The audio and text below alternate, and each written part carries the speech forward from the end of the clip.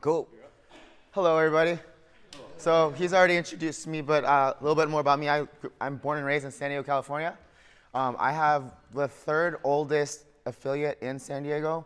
It's kind of taking hiatus right now, though, because the landlord decided to triple my rent, and I wasn't about that life. So I just kind of closed my affiliate. It's now in my garage, but it's still kicking in. The plan to this year is actually to reopen with a different emphasis. Like I want to run it like a student hair salon or a student hospital, where the emphasis is more going to be on developing coaches instead of trying to chase members. So hopefully this year, and by this year, we'll have CrossFit Stronghold back.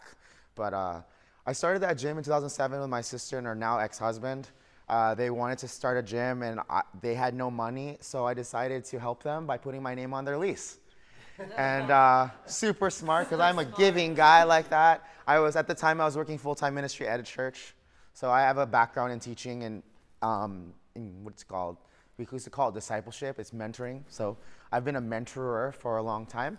Fast forward to 2011, Mike is cheating on my sister. We're $15,000 behind on rent. And whose name is on the lease?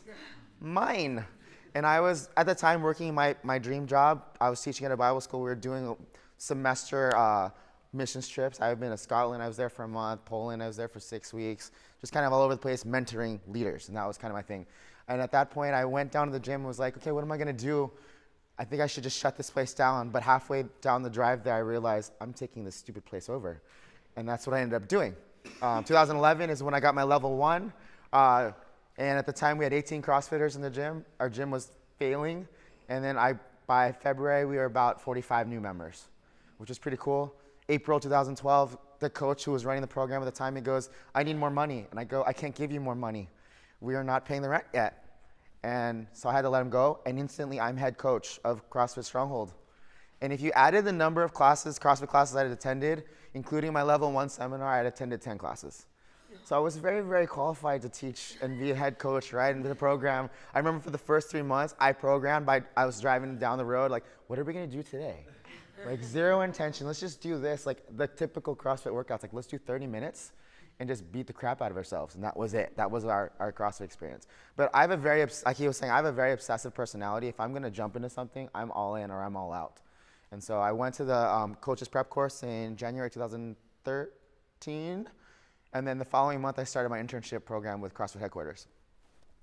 And I was extremely embarrassed because I went in there, my second seminar, and they said, all right, teach a squat breakout. Who here is a CrossFit coach? Raise your hand if you're level 1. Do you guys remember from your level 1 seminar, how long was the breakout for the squats? An hour, right? 50 minutes to an hour.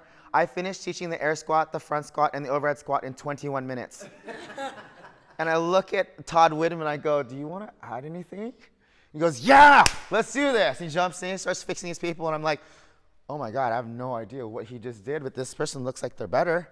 And he was super nice to me because I've heard of interns being sent home the same day, like, you suck, just quit, leave right now. Like, I've heard of that. But he was super nice to me. He goes, that didn't go so well.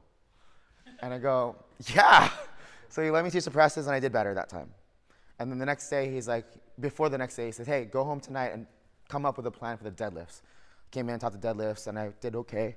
And he goes, all right, here's what you're going to do. You're going to take 6 months off. I'm going to tell Dave and Nicole, you need 6 months. You can maybe try this again then. And I waited 9 months. And during that time, that's when I started hanging out with Cody Bergner, so Mike Bergner's youngest son. Started hanging out with Teresa Larson, who worked for Kelly Starrett.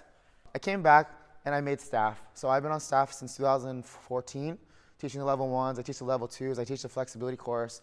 And I also teach the weightlifting level 1 and level 2 with Coach Bergner.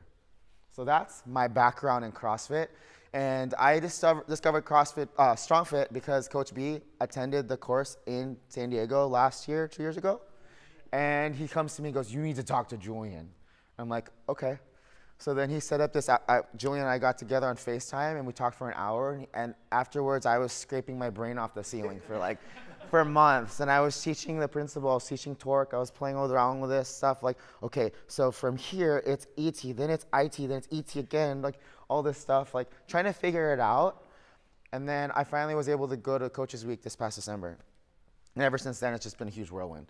Apart from teaching the seminars, I have a coaches mentoring group. I have about 120 coaches worldwide that I'm mentoring, mostly through conference calls, like our Zoom calls like we do with StrongFit. I do the same thing. On Tuesdays, we meet and have a topic. On Thursdays, we do video analysis where it's like, everyone submit video. We'll watch video, and I go, all right, your turn, what do you see? And this is the goal there is to make CrossFit coaches actually do their job, right? And so my vision for my coaches group is to be able to say, hey, you live in Utrecht, hey, you live over in Amsterdam, hey, you live over in London. This is a gym that's good. Go there. Now, what I've been doing with StrongFit in the CrossFit community, just teaching people tension over position. Yeah, everyone kind of relate with that, yeah? When Richard did my assessment, he's like, Ray is such a good athlete that he's good enough, he can figure out how to make a position but do it completely wrong. Case in point, for the last 3 years, every time I do Diane, right erectors blow up. I'm like a set of 15 deadlifts and I have to break them up. I'm in the handstand push-ups and my low back is screaming. And it's because I have no ass or hamstrings. It was really, really quick doing the assessment. It's like, Ray can't hinge, just save his life. What do you mean I can't hinge? I'm a weightlifter. I've been CrossFitting since 2007. What do you mean I can't hinge? Oh, and then Julian, he comes in and we're doing lat pull downs in the climbing gym with Richard. And Julian walks in, 10 seconds in, he's like, you don't have lats. I'm like, what do you mean? I can front lever, I can do all these things. What do you mean? You don't have lats. I just figured out how to compensate. And so one of the things that I've been really trying to hone in with my coach, with the coaches I mentor is, hey, like, yeah, you can create external rotation, right? But if you don't have tension, it means nothing. But if you're here and you initiate with tension, oh, wow, look, it actually externally rotates. That's kind of neat, huh? Right? Or teaching people, okay, proprioception, big toe. Yeah, how neat is that? That's pretty neat. Yeah, if you haven't seen Nature Walk on YouTube, that's your homework later. Anyone know Nature Walk? Yes, there it is. That's your homework. Go watch Nature Walk on YouTube. Some of you are looking at me like I'm stupid, but go do it. How neat is that? Okay? So creating episodes 1, 2, and 3, season 1. Don't bother with season 2. It's stupid. But anyway, so tension over position, super, super important. Getting your athletes to feel what they're supposed to feel and not necessarily make a shape that they think is correct. I'm forever plagued with heels back, heels down, and I end up losing tension. Like IT is one of those things I really have to focus on the first pull of the snatch and clean because I've always been taught heels back, and I'm a mess from it. A lot of the time, just lots of reps, right? What else I suck at? Squatting sometimes is really rough. It's really funny, even though I'm supposedly built to squat really well. But tension over position, always. Getting the athlete to feel the position versus me being there to look at them, okay, that looks good. Because I really love what Richard says. We want to make athletes independent, right? We always tell people, find your hamstrings. Well, what does that even mean? You know, we want people to be able to, okay, oh, I found them, cool, I'm good. Versus, well, can you look at me real quick? Like, you're not going to be able to be there for them all the time, right? So that's really, really important is to get the athletes to, or your members, your clients, whatever you want to call them, to be self-sufficient, to know that they're in the right position because they're creating the right tension. So that's one of the things that I've been really teaching people a lot. And then also, we've said it a lot today, is intention, right? How many of y'all who coach CrossFit, you got Fran on the board, and everyone's like, okay, I want to go RX. Anyone? Raise your hand if, yeah. Okay, how many of those people finished in 12 minutes or longer? Yeah. Did you really do it RX?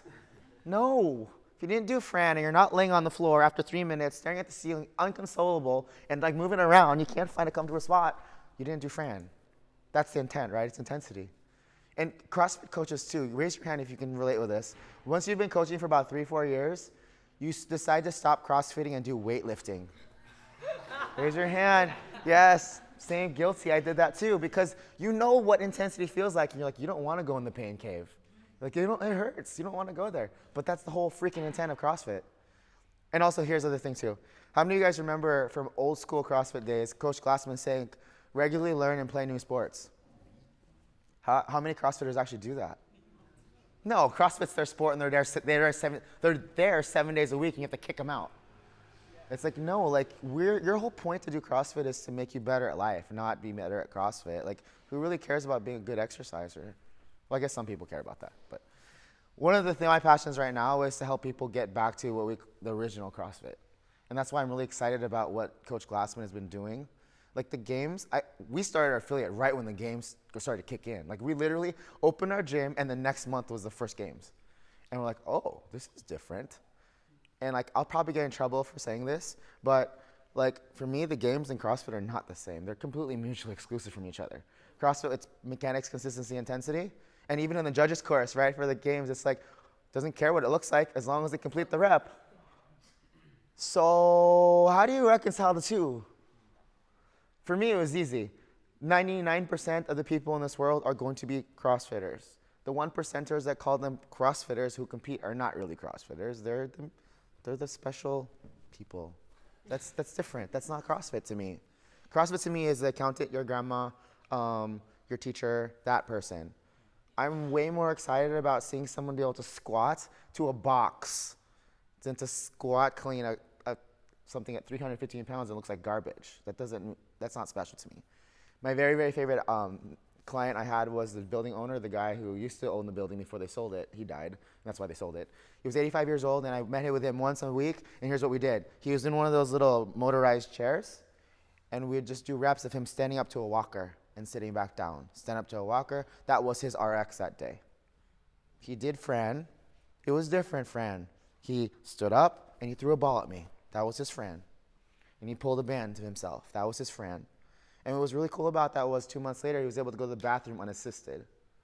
Isn't that cool to give someone their life back, to have the dignity to go to the bathroom unassisted? After 2 years of not being able to do that, his wife was like, I never thought he'd be able to walk again. I was able to give him that. That's what I'm excited about. Everyone's like, well, how do you feel about like the games not being part of the CrossFit? I'm like, I don't give a fuck about that. The last 5 years, I was like, I don't care. Those are not raise your hand if you have like athletes in your gym. Like the ones who want to be competitive, they're just total divas. Anyone have any of those? They like don't really add anything to your bottom line. They don't really add a whole lot of value. Sometimes they add division, and that's toxic and cancerous, isn't it? So it's like, cool, if you want to get there, I will help you get there, but don't be toxic and cancerous in my gym. I won't allow that. That's not cool. And I just wish that there were more CrossFit gym owners who had the balls to actually be that way. Because a lot of times you have CrossFit gym owners who are like, I need to keep people coming. I don't want to lose people. It's not worth it. Sometimes it's better to lose 1 or 2 people and then keep the other 30 or 60 or 200 that you have, right? Okay, so I want to talk about obstacles and challenges with CrossFit. Trying to integrate StrongFit into CrossFit. Number 1, you have athletes who have really big egos. Yeah? Or you might have coaches who have really big egos and just don't want to learn. Anyone going to give me an amen on that one? For some people, it's laziness. For some people, it is ego. It's because there is this element of, this is the way we've been doing it. How dare you challenge the status quo? Yeah. But then, so I want to kind of talk about how we get around that. Okay? Obviously, I come from a church background, so I teach a lot of that. But it's humility and gentleness is number 1, right? Humility doesn't necessarily mean that you make yourself smaller. You still maintain your awesomeness and how great you are, but you kind of tone it down for people so that they can digest it a little bit better. I think some of you all who have tried to do the StrongFit, try to get StrongFit into your CrossFit gyms have maybe experienced that sometimes people are resistant because you are so excited. You came to coach this week. You have all this amazing information. You want everyone to know all the things right away. Yes? Yeah. Yes? Okay, some of you guys are resonating with me, right? Because you're super excited. You left this and you're like, oh my God, I want to give you all the things right now. And it's like, these people didn't pay $3,000 to go to a week-long thing. And then you're trying to like force feed it to them. It's like fire hydrant versus teaspoon. They need the teaspoon, not the fire hydrant. And here's the problem is a lot of times, and also coming from a church background, I understand the Ned Flanders thing. You're going to hell, blah, blah, blah. I'm going to stand on my soapbox, right? It's like, they don't want to listen to you. One of the things I learned in Bible school, number 1 is super important that you guys would resonate with, is that right relationships are more important than being right. I'll say that one more time. Right relationships are more important than being right. You can be right all day long, but if no one wants to listen to you, you're not going to impact anybody. And if no one wants to listen to you, you have no ability to impact them. So what I've done is I've tried to just give people teaspoons here and there and give them the small win. It's like, oh, I'm not ball aching anymore. Oh, wow, my back doesn't hurt. This is cool. Teach me more. That's how you guys make impact. But if you try to dump everything you know on everyone, like, you need to do this, they're going to shut you off and not listen to anything you say. Yeah? Anyone experience that? Raise your hand if you've been shut down. People don't want to listen to you. It's because maybe, in your good intentions, you might have come in a little bit too strong. Because you care. And that's good. We're supposed to care. If you don't care, that's the real problem. But we really have to just remember that sometimes people just need a little bit. Just a nibble. It's like, when I was in Poland, we actually went to Auschwitz. And we walked around, and we got to see all the stuff that happened there. And what was really sad was they would tell the story about how after they were liberated, the prisoners, they went and ate and ended up getting really sick, and some of them even died because they ate too much, but their system couldn't handle it. You can do that with people. Like, if you just throw too much at people, they're just not going to process it. It's going to be even worse for them. So we kind of have to throttle back. So that goes back to the humility part. Like, we need to be humble enough to know that not everyone's ready to hear and be changed. Like, we went to Coaches Week because we're like, all right, this is amazing. Rock my world and change it, because that's what we're like. Like, if you're hungry to learn, you're going to be that way. But not everyone's like that, and we have to meet people where they're at. Gentleness also does not mean weakness. Gentleness means strength under control, right? You guys ever notice, our CrossFitters are the greatest, right? It's like, they're like, I can keep my muscle up. All right, cool. Can you do it slow? Can you do it strict? Can you come down on a 10 count? Can you go back and forth through here with control and do it slow? That's real strength to me, because you can control it. Same thing with gentleness. You're not being weak by throttling back. That actually is a true expression of strength. If you can diminutize, make it smaller, make it simpler for somebody. Just like that, right? If you can make it simpler, it means you understand it. How many of you guys, I was guilty of this when I first started coaching. You try to use every big word that you knew so you'd make people feel smart. You basically make yourself sound smart to kind of boost your own ego, your insecurity. Anybody? I used to talk about external rotation, total hip extension, all those things. But gosh, sometimes I realized that some people had no idea what I was saying, and they never asked me because they're like, they didn't want to feel stupid. So now I would just say, just stand up, straighten your elbow, push the ceiling away. Well, those are things that are really, really important. So that's gentleness. If you can come to someone and not have to sound all smart, just say something really, sometimes it's those little nuggets, right, that make the hugest impact. And they're like, oh, I get it. Cool. And it's like you basically have to win people's trust by giving them little nuggets that actually make an impact and a difference. They're like, oh, I want more of that. That's what we need to do.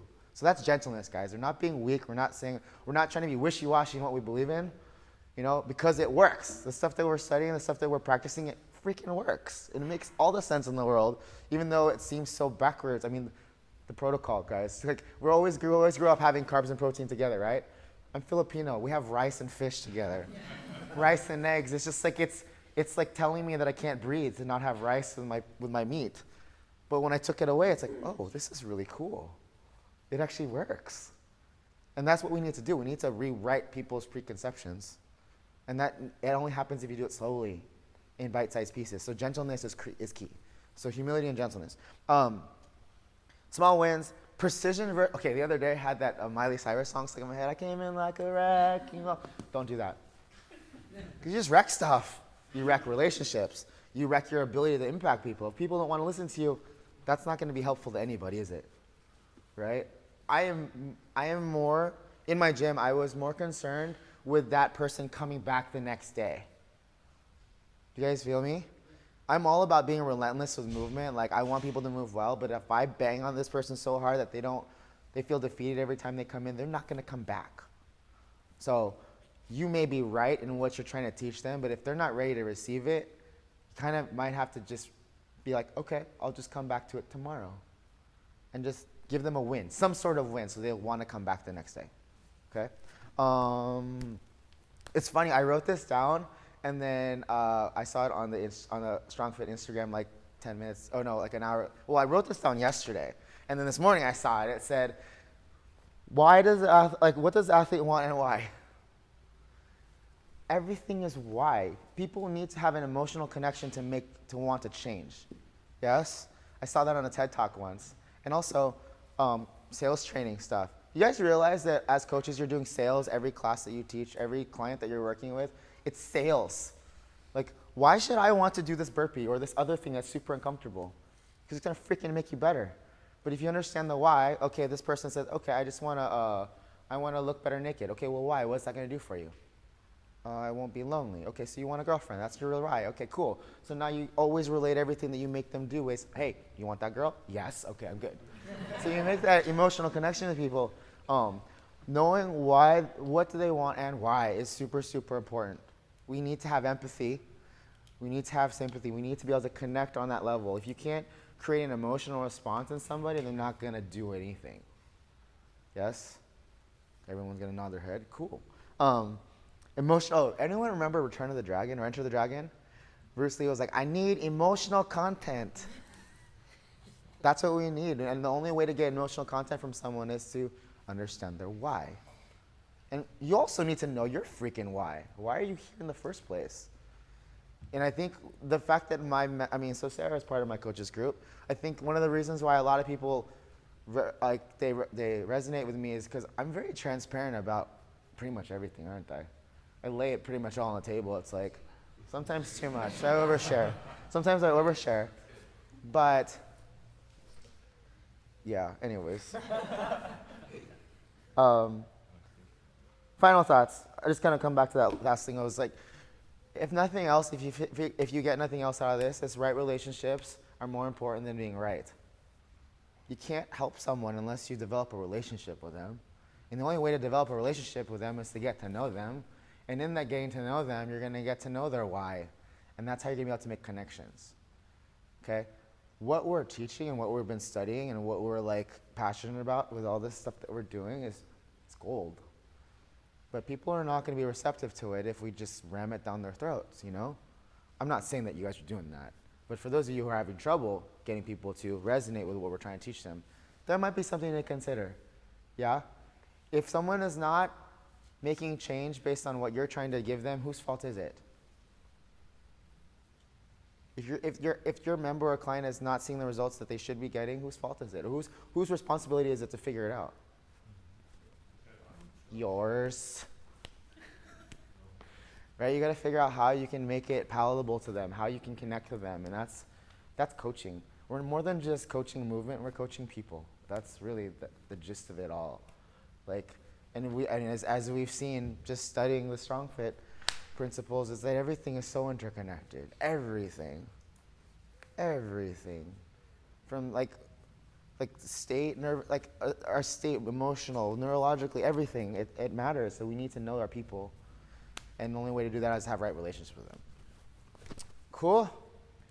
Any thoughts? Any questions? I don't even know how long I talked for. I just went for it. It took 30-some minutes. Really?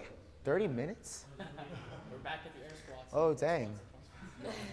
Yeah. Anything to add, Richard? I never pace. Well, sometimes I pace. I lied. Cool. Well, thanks, guys. Thank you.